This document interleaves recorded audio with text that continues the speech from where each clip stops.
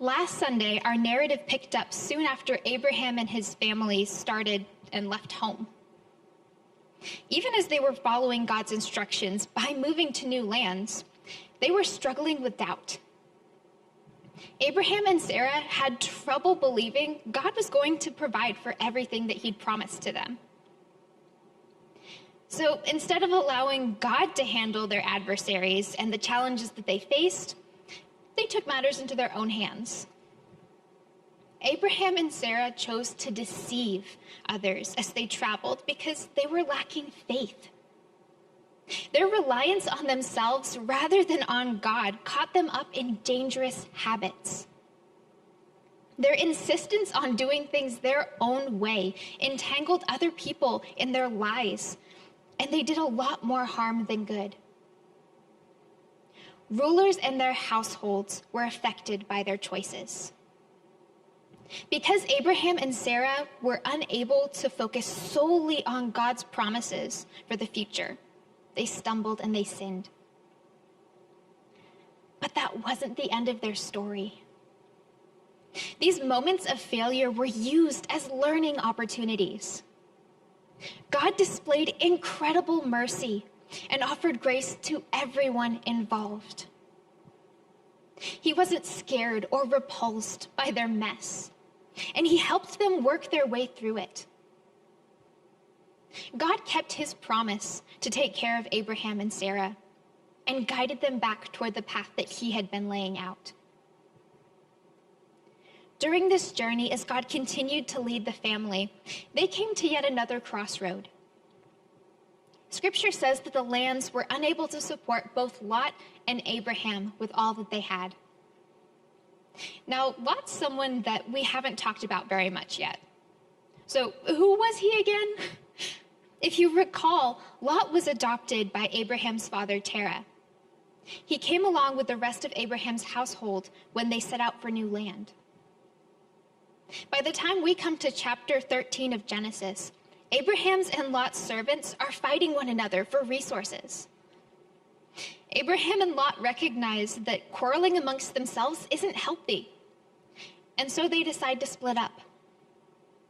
They agree it would be best to choose directions and then make homes for themselves in different lands. Lot chooses his first. Genesis 13 verses 10 and 11 say, "And Lot lifted up his eyes and saw that the Jordan Valley was well watered everywhere, like the garden of the Lord, like the land of Egypt, in the direction of Zoar." This was before the Lord destroyed Sodom and Gomorrah. So Lot chose for himself all of the Jordan Valley, and Lot journeyed east. Thus they separated from one another. Lot was traveling into what we know as Sodom and Gomorrah. Even if you haven't read the story for yourself, you may be familiar with the names of these cities. They're referenced even today with the connotations of worldliness and sin. These lands Lot had chosen might have looked appealing, but they were not a good place to be. We don't know that yet in the story itself because it hasn't been explained. But the author is setting up everything right here. Our focus is temporarily shifting from Abraham to Lot as the family's story branches off with their separation. We're going to focus on Lot's decisions this morning. We'll see that where Lot dwelled affected his choices for the future, as well as his spiritual health. We'll talk about how where we choose to linger can lead to comfortability in an unhealthy environment. We'll also see that where we linger can lead to compromised values. We'll start with how where we linger can lead to unhealthy comfortability. Soon after Lot moves into this land he chose, a war amongst several kings caused him to be a prisoner of war. Abraham came to his rescue, and so he was saved.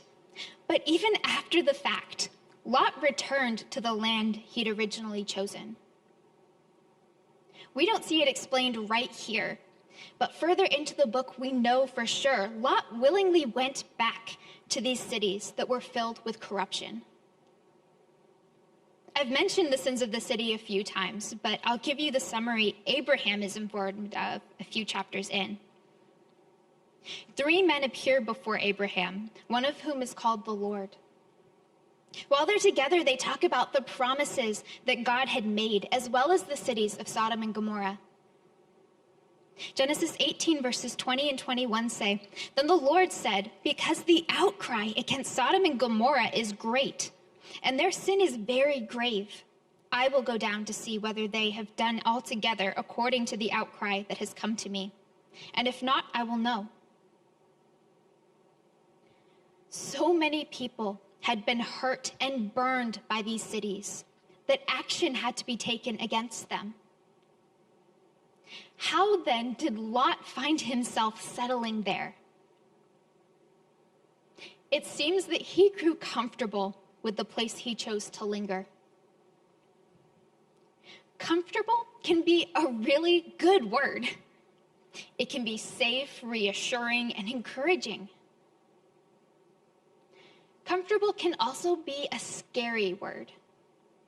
See, if you're comfortable in a dangerous environment, it isn't healthy. It can cause you to overlook things that you otherwise wouldn't. Comfortability can blind you to warning signs and flashing lights that should be telling you, go the other way. Lot wasn't paying attention to them, and it would cost his family a very heavy tax. Paul warns believers of the dangers in becoming comfortable and complacent in Ephesians. Ephesians 5 verses 15 and 16 say, "Look carefully then how you walk, not as unwise but as wise, making the best use of the time, because the days are evil." As we continue to move forward with faith for the future, we need to be cautious rather than comfortable. Otherwise, we can find ourselves in unhealthy and harmful situations, completely unaware or unbothered. Failing to be careful with the gravity of our choices is a lot like what can happen when you don't dress right for the weather. It's still pretty cold here in Tsukuba. I might be a little bit jealous of those of you who are in warmer weather. But during the winter season, when we find ourselves running around outside, we're fighting the chill. It becomes harder to keep warm without bundling up with coats and scarves.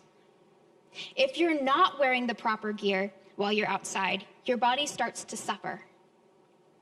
You can get sick, or you can find yourself dealing with scary things like frostbite. Even if you don't feel the cold hurting you, it can still be hurting you. In many cases, people don't even know that they're suffering from frostbite because the body numbs itself. You don't feel the pain that should warn you about the danger you're in, telling you to get out. Growing comfortable in a bad environment works a lot like this frostbite. Being unaware of the situation you're in brings danger and potential harm. Knowing if you're fighting frostbite is really important if you want to ensure that you don't cause permanent damage to your body. In most cases, the body can repair itself because it's an incredible thing. But when exposed for too long, frostbite can be deadly. To ensure that we're staying healthy, we need to be paying attention. We can't go into autopilot, and we can't allow ourselves to grow comfortable with the chaos of the world around us. We shouldn't grow accustomed to things that aren't right, and we shouldn't accept sin either. When we let things slide, we're turning a blind eye to what God teaches us. We also start to pick and choose what we think is okay and what isn't, rather than trusting God to tell us what's right and wrong. This leads us into our other point. Where we linger can lead to compromise.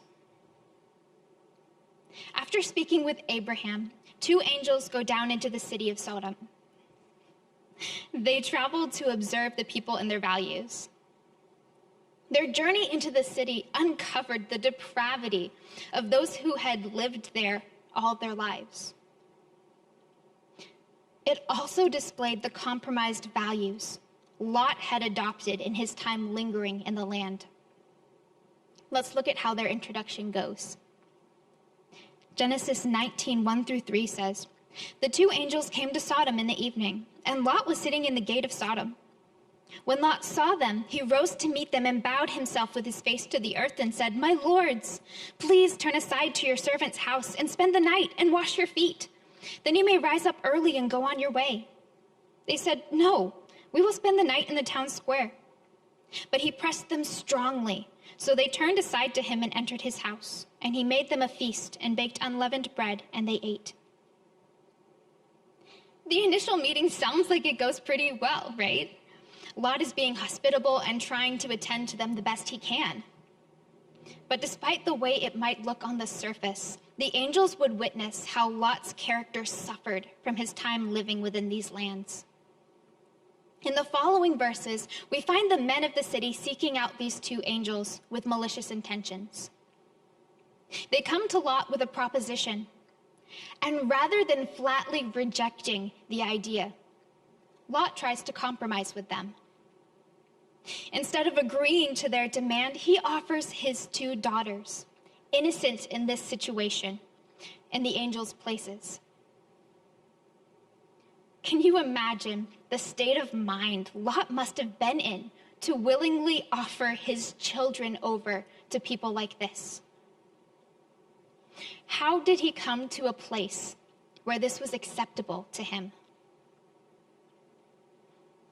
Where we allow ourselves to linger affects our beliefs and what we're willing to tolerate.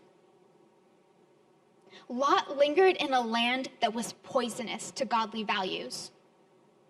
He lingered in a place that killed his sense of righteousness. He blurred right and wrong, and that led to unspeakable compromises he probably never would have imagined himself making. Sometimes compromise starts out really slowly, which is why the eventual outcome can be surprising. It can be tiny changes in how we react or what we allow that lead us to much more dangerous pitfalls in the future. We can be inching the wrong way for a while without knowing that we're off course. But eventually, those tiny changes will cause us to miss the mark. I was trying to come up with something to compare this idea to, and in the process, I learned a new fact about planes. Air navigation experts have a guideline that is apparently known as the 1 in 60 rule. And the idea is that for every degree a plane is veering off course, it's missing its target by 1 mile for every 60 miles that are flown. The further you travel, the further you get from your intended target. Even if the course is off by only 1 degree, after a foot, the target's missed by 0.2 inches. Now that starts off unnoticeable, right? But keep going and we'll look at how it progresses. After 100 yards, the plane's off by 5.2 feet, which is a little bit more noticeable. After a mile, it's off by 92.2 feet, and that degree is starting to sound a little bit more important. In fact, when veering off course by that 1 degree, if a plane travels around the equator, it would land nearly 500 miles away from its intended destination. 500. We shouldn't look at the veering of a single degree in our lives and think it doesn't matter. Those tiny decisions and the moments add up. They pull us away from the path God intends for us to take. Matthew 6:24 says, "No one can serve 2 masters, for either he will hate the one and love the other, or he will be devoted to the one and despise the other. You cannot serve God and money." This verse references the place of money and its pull on devotion. But that same idea applies to all spheres of our lives. We can't compromise what we believe and also follow what God is calling us to. To cultivate our faith for the future, we need to hang on to the promises and the plans that we've been given and do our best not to falter or veer off with them.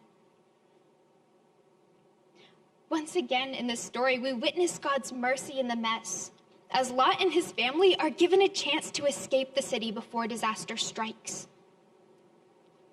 But we see Lot's wife doesn't accept that mercy. Her heart stays with the cities, and she is caught up in the righteous judgment they receive. Lot lingered in a place that allowed his family to become comfortable with unhealthy things, and this was one of the outcomes. Years passed before the gravity of Lot's choices was made clear, and the consequences followed. Today, please take a few moments and think about what you might have grown comfortable in. What do you turn to, and where do you return when the world tries to sweep you away? Where do you linger? And how has that lingering affected what you believe and what you value in your life? Have you allowed yourself to compromise something that you shouldn't? If you believe you veered off course even just a little, I encourage you to remember the 160 rule that we talked about. A tiny deviation can make a difference by miles. Ask God to point out areas of your life that might be missing the mark and allow Him to steer you back on track. If you don't yet believe and you think you're just flying off the radar completely, please remember God's grace. It's just as prevalent in this story as last week's. The choice to turn away from an old lifestyle or way of thinking is up to each person. God offers His love and His mercy to whoever chooses it when we decide to linger where He dwells. If you want to learn more about following Jesus, or if you have any questions, please feel free to reach out. Also, if you have any prayer requests, please let us know by sending a message our way. We would love to encourage and support you.